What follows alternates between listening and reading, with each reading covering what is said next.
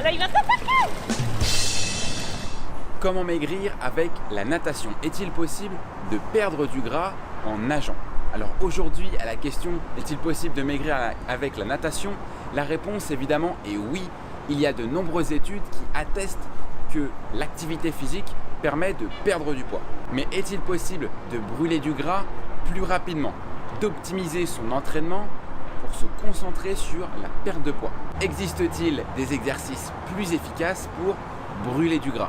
Et dans cette vidéo, Camille et moi, nous te partagerons notre avis, nos conseils, également une séance type brûle-gras, et pour les plus pressés et les plus motivés, il y aura une surprise à la fin. T'es prêt? C'est parti!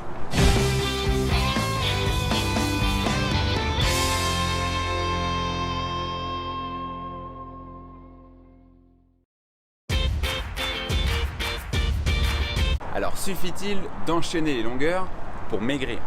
Évidemment, c'est bien plus intéressant de nager pendant 1 heure et faire 1000 mètres non-stop plutôt que de rester assis sur son canapé et ne rien faire. Mais tu en as peut-être déjà entendu parler car l'idée c'est démocratisé. Il vaut mieux s'entraîner 30 minutes à allure très intense plutôt que de s'entraîner tranquillement pendant 1 heure à allure modérée. Tu l'entends partout à la télé, dans les médias ou sur internet, il faut transpirer un maximum en très peu de temps. Et j'ai une révélation à ce propos à te faire. Tout ceci est absolument faux. L'entraînement à haute intensité sur des périodes d'intervalle très courts ne permet pas de brûler davantage d'énergie qu'un entraînement long et continu, comme ce qu'on pourrait appeler communément le cardio. Voici juste ici une étude transversale, c'est-à-dire une étude qui analyse d'autres études scientifiques qui ont été réalisées durant les dernières années et qui montre très clairement qu'il n'y a pas de différence significative entre les pratiquants de HIIT et les pratiquants de cardio ou d'entraînement à allure plus modérée. Attention, il existe quand même une différence majeure entre les intervalles très courts et très intenses et le cardio ou l'aérobie. Cette différence, c'est le temps. Et oui, car il faut environ 40% de temps supplémentaire pour dépenser autant d'énergie avec le cardio par rapport au HIIT. Ça veut dire que si tu nages longtemps à allure, tranquillement, il te faut t'entraîner presque 2 fois plus pour dépenser autant d'énergie. Alors quel mécanisme se cache derrière le HIIT? Les répétitions des exercices très intenses entrecoupés de pauses vont booster ton métabolisme durant l'effort.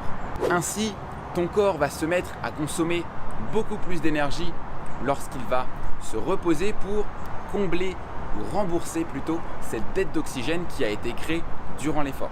Et si tu es pressé, que tu t'entraînes par exemple entre midi et 2 et que tu n'as pas le temps de nager 1h30 ou 2 heures, voici ce que je te propose. Une séance brûle-gras de 30 minutes top chrono pour booster ton métabolisme. Et Camille se met à l'eau pour te faire la démonstration directement de la séance brûle-gras de 30 minutes. Elle va utiliser des palmes pour 2 raisons. Les jambes sont les plus gros muscles du corps et les palmes vont permettre de focaliser le travail sur les jambes et donc de décupler leur sollicitation. Enfin, c'est également important d'utiliser des palmes courtes car elles entraînent moins de résistance mais elles permettent de mettre beaucoup plus de fréquence et ainsi de soulager les articulations. Nous avons choisi de te partager cette séance car elle est constituée d'exercices qui sont très simples et accessibles à tous. Mais néanmoins, ils restent terriblement efficaces. Je te rassure, nous avons d'autres exercices en réserve qui sont beaucoup plus originaux. Tu peux télécharger cette séance directement en cliquant sur le lien dans la description ou bien dans le coin de la vidéo. Et on commence avant tout avec un échauffement rapide qui prend moins de 5 minutes. On va le faire en 2 temps. D'abord en dehors de l'eau avec un échauffement articulaire, donc focalisé sur les chevilles, les genoux, les hanches, mais également les épaules. Tu peux le retrouver directement en cliquant dans cette vidéo. Nous en avons déjà partagé un. Ensuite, dans l'eau, un échauffement rapide également, 100 mètres au choix. Et Camille choisit de partir avec 50 mètres crawl et 50 mètres d'eau. L'échauffement se veut volontairement rapide et très général car si tu as une douleur particulière ou une articulation un peu plus raide, tu peux passer un peu plus de temps à l'échauffer. On entame ensuite le cœur de la séance, en tout cas la première partie qui est un circuit training de 4 exercices. Camille va réaliser 4 tours de l'ensemble des ateliers et prendre 30 secondes de récupération à la fin de chaque tour. Elle va réaliser des battements sur les 4 faces, donc ventrale, dorsale, à gauche et à droite. L'exercice va être assez soutenu. L'objectif est de faire chauffer rapidement les cuisses. Et l'intérêt de le faire sur le côté, ça va permettre de verrouiller la sangle abdominale et donc de travailler sur les obliques. Pour Camille, cela fait donc 1 minute 40 d'effort et 30 secondes de récupération. L'objectif n'est pas d'être à fond dès le premier tour, c'est un peu le prolongement de l'échauffement, mais par contre c'est intéressant d'augmenter rapidement l'intensité dès le second tour pour être à fond sur les suivants. Bon, là c'est la récup, on enlève les palmes pour faire récupérer les genoux. Ça chauffe? Un petit peu, oui. Ensuite, nous enchaînons avec 100 mètres tranquillement de récupération. Pour Camille, cela prend moins de 2 minutes. Mais si tu nages plus lentement, en brasse ou en dos à 2 bras, 50 mètres suffiront. Bon, et même en 30 minutes de séance, on pense à bien s'hydrater. Et à ce moment, nous en sommes exactement à la moitié de la séance. 15 minutes avec l'échauffement et il est temps d'accélérer. Et cette fois, nous reprenons le circuit mais avec 2 variations. Il n'y a plus de récupération passive à la fin de chaque tour. Nous allons plutôt miser sur la récupération active. Et on met en place du sprint en battement avec la planche sur le ventre pour augmenter l'intensité de l'exercice. Attention, le sprint, il faut mettre un maximum de fréquence pour aller le plus vite possible et faire chauffer les cuisses.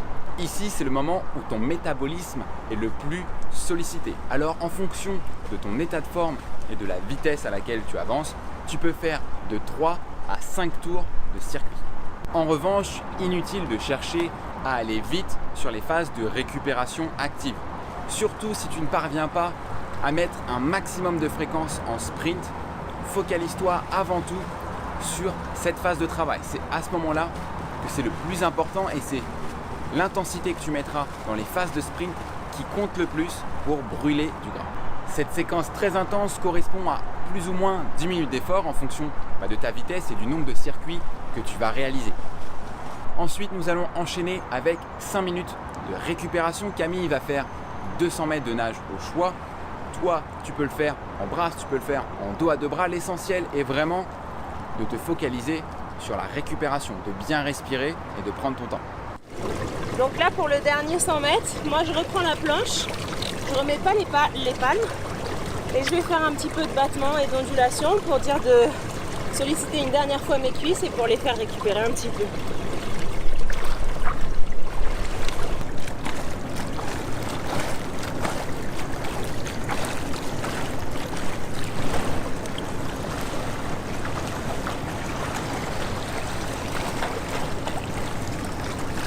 Bon, ça a chauffé un petit peu, mais bon.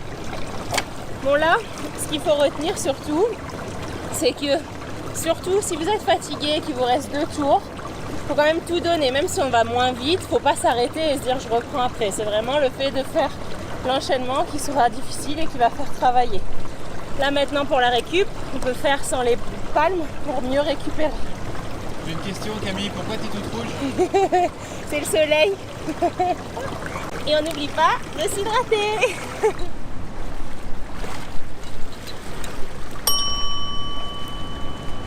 Cette phase de récupération est cruciale pour te permettre de réoxygéner ton corps et tes muscles et ainsi limiter l'acidose musculaire. Tu sais, c'est cette sensation de brûlure que l'on peut avoir dans les jambes lorsque l'effort est très intense. Ainsi, tu ressentiras moins les effets de la fatigue et du stress engendré par l'exercice et pourtant tu continueras d'en récolter les bénéfices. Et si tu es prêt à réaliser cette séance de 30 minutes pour brûler du gras, tu peux la télécharger directement en cliquant sur le bouton juste en dessous. Je t'enverrai un accès à l'espace membre et je t'enverrai également 3 astuces pour continuer de booster ton métabolisme et brûler un maximum de gras.